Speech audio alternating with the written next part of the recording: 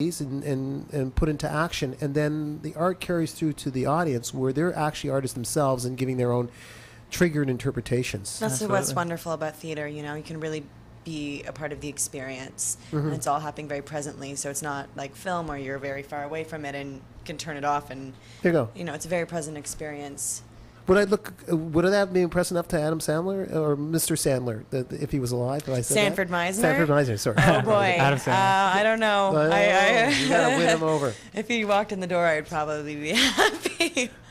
He left you. You're supposed to react. You're not reacting. Respond. He just left you. Do it.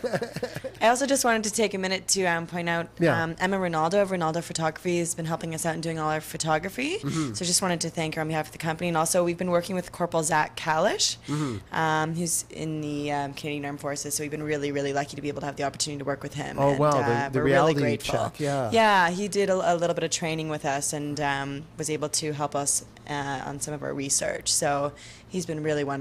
And his dog, Mac. And as well for me, Private First Class Stacey McTaggart, who's in Afghanistan right now, has been throwing a lot of stuff at her, and her especially from a female soldier's perspective, it's been amazing. I mean, they totally let you know if you're not being accurate. And to me, that's very important. That we're not representing. It's coming from their heart. It's coming from their life, and that's want real. To represent it. That's real important to me. Is that someone would come maybe not every soldier, but a soldier would come to this play and not sort of sit there and not recognize anything. And so that's been really important to me, and to all of us, and that's why we've been really sort of. We've been very blessed. We're running out of time, but I do want to ask: are you doing the Fringe circuit?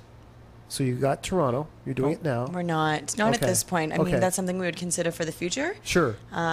There's also opportunity for next summer to go to summer works, or there's also the next stage Fringe.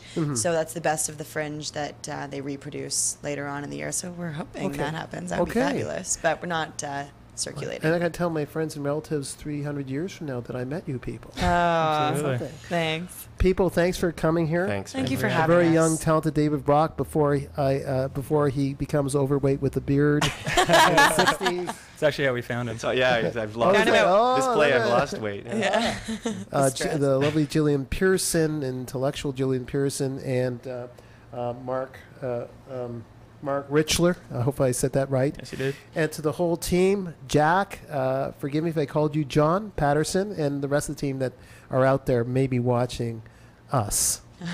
This is Daniel on DanTown. Please check out the Fringe Festival. It's happening like everything else. Post G20. Woo! Yes, post G20. DanTown on www.thatchannel.com. Thanks for listening. Bye-bye.